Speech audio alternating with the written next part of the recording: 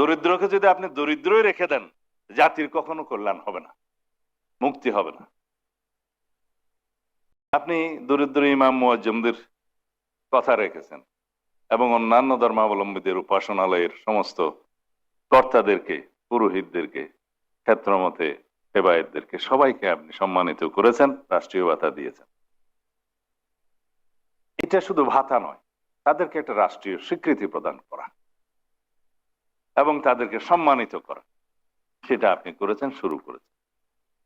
দেশের এমন কোনো অঙ্গন নাই, ক্রীড়াবিদ, সংস্কৃতিজীবী সকলের কাছে আপনি আপনার প্রতিশ্রুতি পৌঁছে দিয়েছেন, রক্ষা করেছেন, কথা বলেছেন এবং পর্যায়ক্রমে তাদের সকলকে আপনার সেই কর্মসূচির ভিতরে নিয়ে আসবেন, যারা তাদের জীবনের একটা স্বীকৃতি পাবে, মূল্যায়ন পাবে। অর্থ বড় কথা নয়।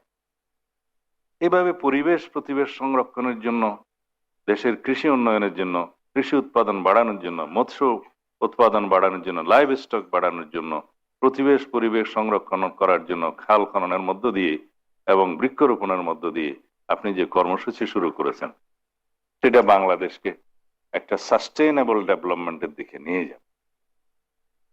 এটা শুধু আমরা বিশ্বাস করি না, এটা আমরা জানি, সেটা আপনি প্রতিপালন করবেন এবং দেশের মানুষ সেটা বিশ্বাস করে।